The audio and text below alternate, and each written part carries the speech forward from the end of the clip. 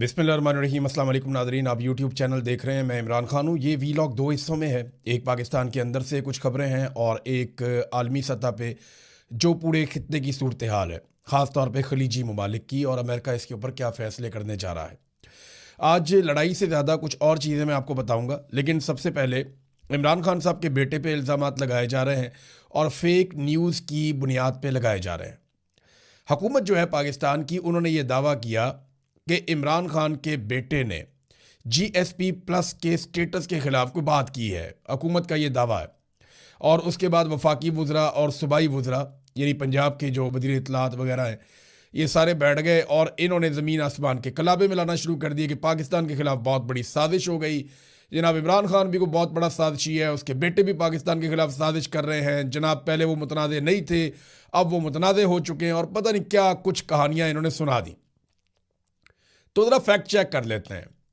एक तो देखें, वफाकी वज़रा ने प्रेस कॉन्फ्रेंस की है, ये कोई मजाक नहीं है। जब आप ओहदों पे छोटे छोटे लोगों को बिठाते हैं तो ओहदों की तौकीर भी जाती रहती है। यहाँ पे सबसे पहले मैं आपको BBC की खबर पढ़ के सुनाता हूँ। BBC क्या कह रहा है, ये कैटेगोरिकली जो BBC में लिखा, उन्होंने कहा जी 1 मिनट और 60 सेकंड दौरानिए की कासिम खान की ये तकरीर अक़वाम मुत्तहिदा की वेबसाइट पर भी मौजूद है और ख़ुद उन्होंने भी सोशल मीडिया प्लेटफॉर्म पर शेयर की है। इसमें कहीं भी पाकिस्तान के GSP प्लस दर्जे की बात तक नहीं हुई। ताहम इस तकरीर के क्लिप सोशल मीडिया पर शेयर करके ये इल्ज़ाम लगाया जा रहा है। कासिम खान ने पाकिस्तान में इंसानी हकूक़ की खिलाफ वर्जियों का हवाला देते हुए GSP प्लस स्टेटस ख़त्म करने की बात की। ये इल्ज़ाम है, ये झूठ है। और ये BBC ने कहा कि पूरी तकरीर में किसी जगह पे GSP प्लस स्टेटस का तस्करा भी नहीं है। मैंने आपको पहले बताया था, ये स्टेटस ये है कि पाकिस्तान जो माल भेजता है, पाकिस्तान के ताजिर यूरोपीय मंडियों में, वहाँ पे जो तरक्की पजीर ममालिक हैं उनको GSP का एक स्टेटस मिल जाता है जिसमें उनको रियायतें मिल जाती हैं, वो टैक्स वैक्स उनको कम पड़ता है, बाद का छूट मिल जाती है। लेकिन इस छूट के लिए इन ममालिक को कुछ शराइत पे अमल करना पड़ता है। वो इंसानी हकूक़ के हवाले से शराइत हैं, यानी आप पॉलिटिकली विक्टिमाइज़ नहीं करेंगे लोगों को, ख़वातीन का आप तहफ़्फ़ुज़ करेंगे, अक़लियतों को आप हकूक़ देंगे, आप लोगों को जबरी तौर पे लापता नहीं करेंगे, मिलिट्री कोर्ट्स जैसा मजाक नहीं होगा इस कंट्री के अंदर। बेशुमार ऐसी चीज़ें, 27 नुकात हैं पूरे। पाकिस्तान ने तहरीरी गारंटियाँ दी हुई हैं। तो जब आप वो नहीं करते ना काम, तो फिर उसके बाद क्या होता है, वो फिर आपके ऊपर बैकलैश आता है और वो आपसे GSP प्लस स्टेटस वापस लेने की बात करते हैं। अब इमरान खान के बेटे ने तो पूरी तकरीर में ये बात ही नहीं की। हाँ, इस पे बात की जुल्फी बुखारी ने, और उन्होंने ये बात की कि ये स्टेटस तो पाकिस्तान का रहना चाहिए, हम इसकी हमायत करते हैं। यानी ये स्टेटस नहीं होगा तो पाकिस्तान पे दबाव कैसे डाला जाएगा। तो इंसानी हकूक की पामालियों पे बात हो रही थी। देखिए, इमरान खान का बेटा कह रहा है पाकिस्तान में जुल्म हो रहा है, पाकिस्तान के वजीर कह रहे हैं जी हमारे जुल्म को उजागर मत करो वरना GSP प्लस का स्टेटस चला जाएगा। जुल्म करना इन्होंने बंद नहीं करना, यानी जालिम को जालिम कहना अब ये कहते हैं बंद कर दो इसलिए कि GSP प्लस का स्टेटस चला जाएगा। और बेशर्मो, रोको उन्हें जुल्म करने से, रोको, वरना GSP प्लस स्टेटस की बात करते हो, खुदा ना खास्ता पाकिस्तान को नुकसान हो जाएगा। इन्होंने पहले भी पाकिस्तान अपने अल्ले तल्लों में और अपनी अयाशियों में तोड़ दिया था, और तब भी इन्होंने इल्जाम दूसरों पे लगा दिया था पाकिस्तान को तोड़ने के बाद। हमूद रिबान कमीशन की रिपोर्ट निकाल कर देखें तो उसमें लिखा हुआ है कौन कौन जिम्मेदार है। लेकिन इन्होंने पहले भी मलबा किसी और पर डाल दिया, और अब बेड़ागर्क, इकोनॉमी का बेड़ागर्क किसने किया? इन्होंने किया। पाकिस्तान की एक्सपोर्ट्स को किसने ब्रेक लगा दी? इन्होंने लगाई। सरमायाकारी का 50 साल रिकॉर्ड किसने तोड़ दिया बेड़ागर्क करने का? वो इन्होंने तोड़ा। जो गुर्बत का रिकॉर्ड है, महंगाई का रिकॉर्ड है, बेरोजगारी का रिकॉर्ड है, वो सारे इन्होंने तोड़े। जितनी इंडस्ट्री है जिसने एक्सपोर्ट्स करनी है, उनकी कॉस्ट ऑफ प्रोडक्शन इतनी बढ़ा दी कि वो इंडस्ट्री बंद हो रही है। और भाई, जिन लोगों ने सामान बना के यूरोप की मंडियों में भेजना था, वो तो आप बंद कर रहे हैं। फैक्ट्रियां, मिलें तो आप बंद कर रहे हैं। 150 बड़ी मिलें बंद हो चुकी हैं पाकिस्तान के अंदर। गैर मुल्की सरमायाकार पाकिस्तान से भाग रहे हैं। मल्टीनेशनल कंपनियां पाकिस्तान को छोड़ छोड़ के जा रही हैं, और ये मलबा डाल रहे हैं उस शख्स पे जिसने नाम भी नहीं लिया। ये अपनी सारी बर्बादी का मलबा हर दफा किसी और पर डालते हैं। ये BBC की आपको खबर दी ना, आगे जरा आप देखें डॉन न्यूज़ क्या कह रहा है। ये पाकिस्तान का एक मोतबर इदारा है, वो ये कह रहा है कि जो क्लेम किया गया है ना वायरल क्लिप के हवाले से, जो साबिक वज़ीर आज़म इमरान खान के बेटे कासिम खान ने को डिमांड की है GSP प्लस स्टेटस की, वो गलत है। ये डॉन ने भी कहा कि ये फेक न्यूज़ है। और आप अंदाज़ा करें कि पाकिस्तान का इंफॉर्मेशन मिनिस्टर और पंजाब की इंफॉर्मेशन मिनिस्टर ये दोनों फेक न्यूज़ के ऊपर आकर प्रेस कॉन्फ्रेंस कर देते हैं। अब ज़रा कुछ हकीकत भी आपके सामने रख देते हैं। ये देखिए आप, ये नादरीन, यूरोपियन यूनियन एक जल्दी रिपोर्ट जारी करने लगा है GSP प्लस स्टेटस के हवाले से, और इस पे काम अभी से नहीं, काफ़ी अरसे से हो रहा है। उनके नुमाइंदे पाकिस्तान में आए भी थे। हुकूमत को इस बात का खतरा है कि उनका GSP प्लस का स्टेटस जा सकता है, और वो इस बात से डरे हुए हैं क्योंकि ये उनके ऊपर हथौड़ा बन के गिरेगा। तो अब ये किसी और के खाते में डालने के चक्कर में है। हालांकि पाकिस्तान तहरीक इंसाफ ने या इमरान खान के बेटों ने ऐसी कोई बात नहीं की है। मैं आपको ये बता देता हूं कि यूरोपीय यूनियन का वफद अक्टूबर और नवंबर 2025 में पाकिस्तान आया था, और ये सहाफ़ी हैं हमारे शहजाद पनाचा साहब, उन्होंने भी खबर दी है, और लोग भी है, और ये ऑन रिकॉर्ड है, ये रिकॉर्ड के ऊपर है। इससे पहले भी वो चक्कर लगाते रहे हैं। उनकी टीमें पाकिस्तान में जब आई थी तो मैंने आपको रिपोर्ट भी किया था कि यूरोपीय यूनियन का वफद पाकिस्तान में मौजूद है और वो इनसे सवाल जवाब कर रहा है। जब इन्होंने उठाया था सोहराब बरकत को, तो उस वक्त भी मैंने आपको बताया था कि यूरोपीय यूनियन का वफद फिर मौजूद है पाकिस्तान में और वो सवाल जवाब कर रहा है। अब उन्होंने बहुत सारे सवालात दिए थे हुकूमत को, और हुकूमत उन सवालात के जवाबों में मुतमईन नहीं कर पाई थी। 100 से ज़्यादा सवालात थे जो उन्होंने उठाए थे, और उन्होंने वो सवाल जमा करवाए हुए। हुकूमत जो है वो जवाब जमा करवाती है, लेकिन यूरोपीय यूनियन उससे मुतमईन नहीं होता। वो बार बार ये कह रहे हैं कि आप गलत काम कर रहे हैं, आप पाकिस्तान में ज़्यादतियाँ कर रहे हैं, उनको बंद करें। हमने आपको जो सहूलत दी हुई है वो ज़्यादतियाँ बंद करने की वजह से दी हुई है, लेकिन आप तो ज़्यादती लगातार कर रहे हैं। अब हुकूमत को यह पता है कि जुल्म तो वो बंद कर नहीं सकते। GSP प्लस स्टेटस अगर उनसे छिन जाता है तो किसके खाते में डालें? तो ये है सारी कहानी जो ये लोग कर रहे हैं। जब फैटफ का मामला आया था ना पाकिस्तान में, तो मैं आपको एक चीज़ याद दिलाता हूं कि इमरान खान के बेटों ने तो कोई बात ही नहीं की GSP प्लस स्टेटस पे। तो जो फ़ायदा उठाना था जिस इंडस्ट्री ने, उसको तो हुकूमत ने वैसे ही बंद कर दिया, बेड़ा गर्क कर दिया उनका। लेकिन जब फैटफ का बिल आया था जिसका पाकिस्तान के ऊपर बड़ा इम्पैक्ट आ रहा था, तो उस दौर में नून लीग ने बतौर अपोजिशन जमात अपने लीडर के लिए शराइत रख दी थी, यानी ज़ाती मफादात, ज़ाती फ़ायदे अपनी लीडरशिप के मांग लिए थे नून लीग ने कि हम फैटफ पास करवाते हैं, नहीं तो हम मुखालफत करेंगे। फिर जॉइंट सेशन बुलाकर उसको किसी भी तरीके से पास करवाया गया था। तो ये एक फ्रॉड है, एक बेईमानी, एक प्रोपेगेंडा किया जा रहा है। तो हर पाकिस्तानी को ये बात ज़हन में रखनी चाहिए कि किसी के कहने से कभी भी GSP प्लस स्टेटस नहीं जाता। ट्रंप इनके साथ है, वो शायद इनको बचा ले, लेकिन GSP प्लस स्टेटस का ताल्लुक किसी के बयान से नहीं होता, किसी के कहने से नहीं होता। इसका ताल्लुक बराह रास्त इंसानी हकूक़ के मामलात से होता है, अक़लियतों के हकूक़ के मामलात के साथ होता है, ख़वातीन के हकूक़ के मामलात के साथ होता है, कैदियों के हकूक़ के मामलात के साथ होता है, पॉलिटिकल विक्टिमाइजेशन के साथ होता है, आज़ादी इज़हार राय के साथ होता है, जो पाकिस्तान में है ही नहीं। मैं आपके सामने मिसाल बैठा हूँ, जबरी गुमशुदगियों के सामने होता है, इसके हवाले से होता है, जो है ही नहीं पाकिस्तान में। जाली मुकदमात के हवाले से होता है, जो है ही नहीं पाकिस्तान में। मिलिट्री कोर्ट के अंदर सिविलियन के ट्रायल से होता है, जो पाकिस्तान में इन्होंने जुल्म किया है। अदलिया की आज़ादी नहीं है पाकिस्तान में। इन चीज़ों के साथ GSP प्लस स्टेटस जो है वो मुंसलिक है। इमरान खान के बेटे के कहने के ऊपर अव्वल तो उसने कहा ही नहीं, अगर वो कहता भी तो ये नहीं होना था। ये हुकूमत की अपनी करतूतों की वजह से होगा जब होगा, और ये बात आप सब अपने ज़हन में रखिएगा। अब नादरीन आए, डोनाल्ड ट्रंप ने एक ताज़ा धमकी लगाई है। आलमी खबरों की तरफ आते हैं, एक दो लोकल खबरें और हैं वो आपको मैं बाद में देता हूं। लेकिन डोनाल्ड ट्रंप ने जो धमकी लगाई है, अमरीकी सदर डोनाल्ड ट्रंप ने ईरानी मुज़ाकरातकारों को बहुत मुख्तलिफ और अजीब करार दे दिया है।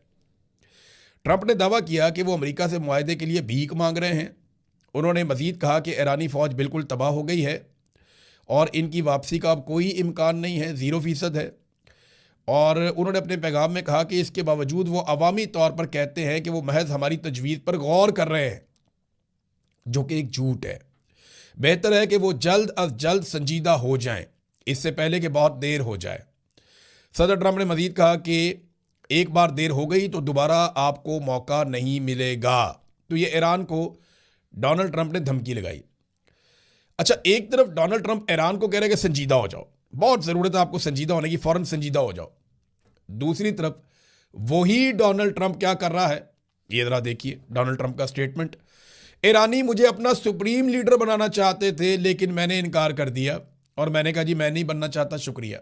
ए देखो, एक तरफ यही शख्स कह, और हंसते हुए डोनाल्ड ट्रंप ने ये स्टेटमेंट दे दिया मज़े से, लोग भी खुशियां मना रहे हैं। यानी कोई ये सोच सकता है, कोई ये इमेजिन कर सकता है कि आयतुल्लाह अली खामनाई की शहादत के बाद ईरानी उठेंगे और उठ के डोनाल्ड ट्रंप को अपना सुप्रीम लीडर बना देंगे? Is it possible? तो डोनाल्ड ट्रंप ने इसी किस्म के मजाक किए हैं हमेशा दुनिया के साथ कि मैं जंगों को रुकवाने वाला हूं, मैं बोर्ड ऑफ पीस में जो है वो पूरी दुनिया को अमन में ले जाऊंगा, मेरे फेवरेट फील्ड मार्शल और वज़ीर आज़म शहबाज शरीफ से वो लतीफ़े सुनवाता है कि मैं सलूट करता हूं, आप दुनिया के सेवियर हैं, दुनिया को आपकी ज़रूरत है इस वक्त, आपने कमाल कर दिया, आपको रमज़ानुल मुबारक के महीने में मुबारकबादें हों, और पता नहीं क्या कुछ शहबाज शरीफ ने गेम चुकी हुई है, आसिम मुनीर साहब ने भी गेम चुकी हुई है, और डोनाल्ड ट्रंप ने इनकी गेम। ये कितना संजीदा आदमी है, आपने यहां से अंदाज़ा लगा लें कि कितना डोनाल्ड ट्रंप ईरान को जानता है। बस इतना ही वो पाकिस्तान को भी जानता है कि ईरान जिसके साथ वो जंग में है उसके बारे में ऐसा मज़ायका खेज दावा कर दिया कि जनाब वो कहते हैं कि सुप्रीम लीडर बन जाओ, तो मैंने शुक्रिया अदा किया कि नहीं मैं नहीं बनना चाहता। और अमेरिका में ये कहानी सुना दी डोनाल्ड ट्रंप ने। तो ईरान को कह रहे कि संजीदा हो जाओ, और अपनी संजीदगी का आलम आप सिर्फ इस मामले में यहां पे देख सकते हैं। ये जो जंग है ना, ये डोनाल्ड ट्रंप को बचाने के लिए थी, यानी डोनाल्ड ट्रंप ने अपनी स्किन बचाने के लिए ये जंग लड़ी थी। लेकिन उल्टा हुआ ये कि ये जंग डोनाल्ड ट्रंप को सहारा देने की बजाय लेके डूब रही है। एप्स्टीन फाइल से तवज्जो हटानी थी, कुछ दीगर मामलात में डोनाल्ड ट्रंप को हीरो बन जाना था, फिर अमेरिका के अंदर जो इख्तलाफात बहुत बढ़ गए हैं, नो किंग मूवमेंट भी चल रही है। 28 तारीख को एक बहुत बड़ा 2 दिन के बाद वहाँ पे एहतजाज होने जा रहा है हफ्ते वाले दिन अमेरिका में, और दावा ये किया जा रहा है कि बड़ा खौफनाक एहतजाज होगा, 9 मिलियन लोग निकाले जाएंगे।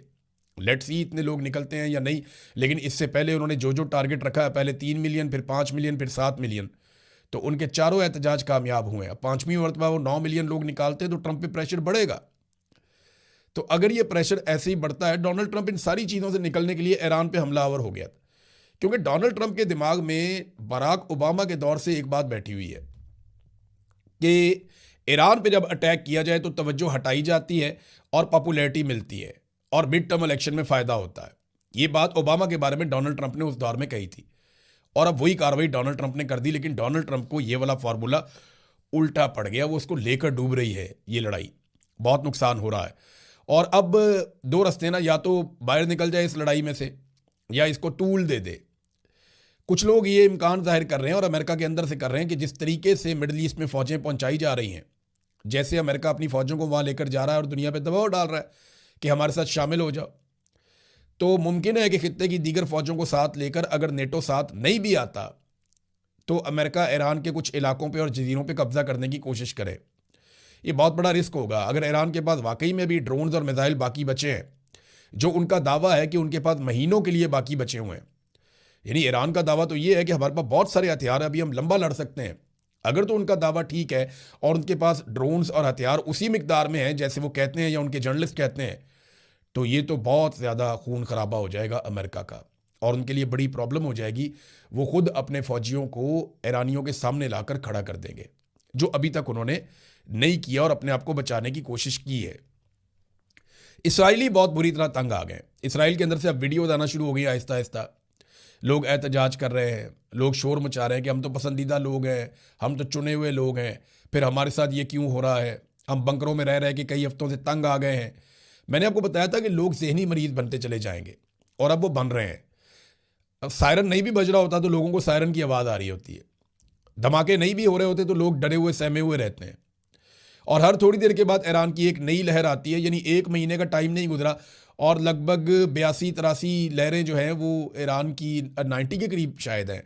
ईरान की जो मिसाइलों की लहरें हैं वो इतनी ज़्यादा पहुंच गई हैं इसराइल में, यानी एक दिन में 3-3, 4-4 मरतबा मिसाइलों की लहरें भी आती रही हैं इसराइल के अंदर, और वो किसी भी शहर पे आके बरस जाते हैं।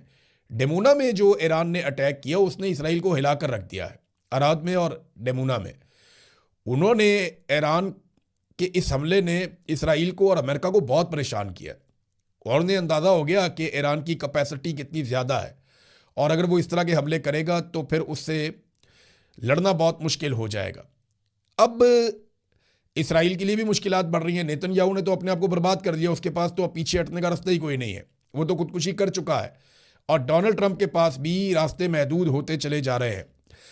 एक और डेवलपमेंट हुई है रीजन में, जिसको इसराइल की जानिब से ये खबर दी गई है। उन्होंने दावा किया कि उन्होंने बंदर अब्बास में एक फ़िज़ाई हमला किया, जिसके नतीजे में अहम ईरानी कमांडर अली रज़ा को शहीद कर दिया।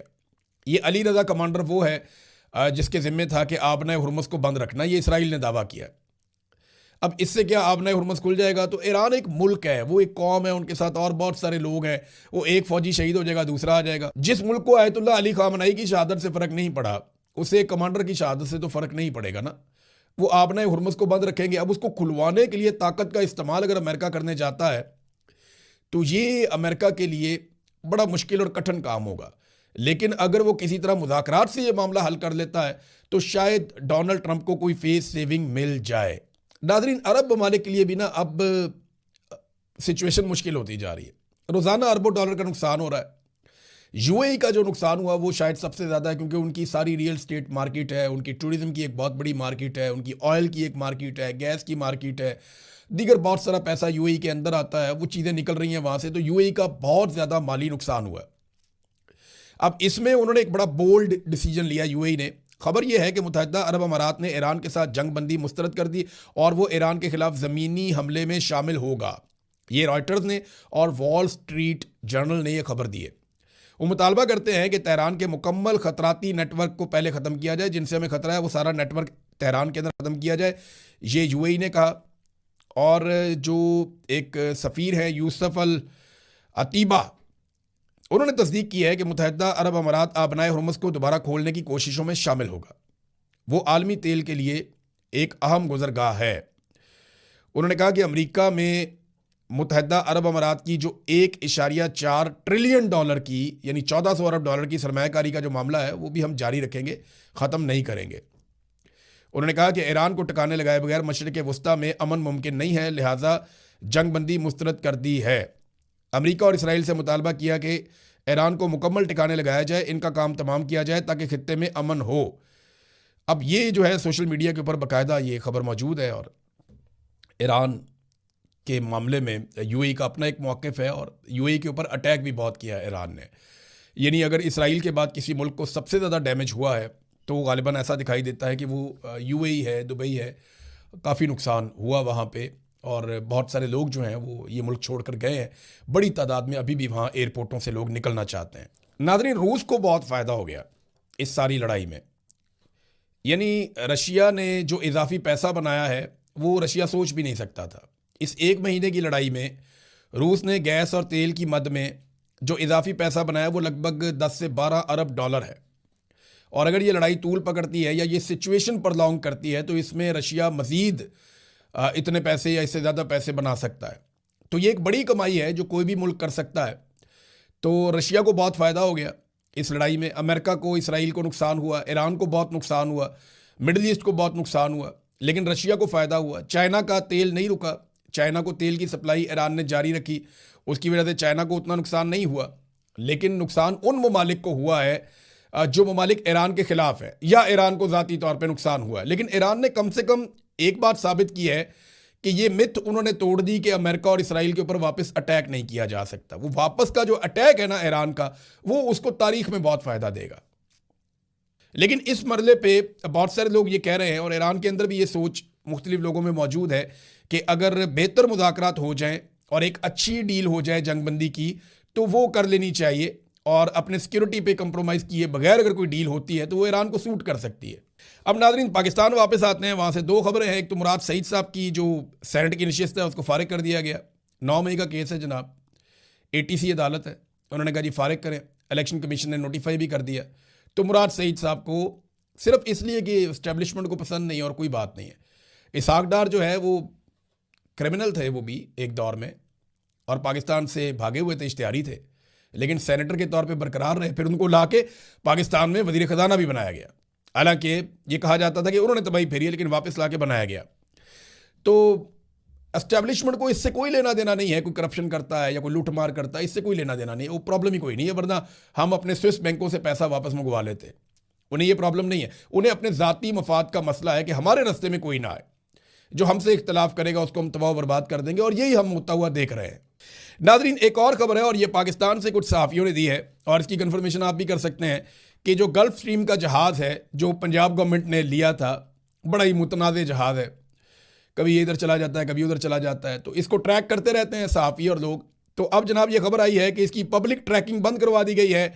अब कोई शहरी ये नहीं जान सकेगा कि जहाज़ कब कहाँ गया और कितना अरसा और कहाँ रहा। अब अंदाज़ा करें कि कौन से खुफिया दौरे इस जहाज़ ने करने हैं या कौन से खुफिया टूर इस जहाज़ ने लगाने हैं जिनको छुपाने के लिए इसकी पब्लिक ट्रैकिंग बंद कर दी गई है। आप अंदाज़ा करें, दुनिया भर में शफाफियत होती है हुकूमतों में।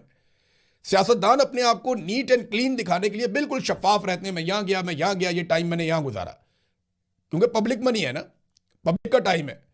अब अवाम के पैसों से खरीदा हुआ 11 अरब का अय्याशी वाला जहाज, वो अय्याशी के लिए कहाँ जाएगा, इसके बारे में आप जान नहीं पाएंगे, क्योंकि उन्होंने उसकी पब्लिक ट्रैकिंग बंद करवा दी है मुबैना तौर पे। अब तक के लिए इतनी, अपना ख्याल रखिएगा, अपने इस चैनल का भी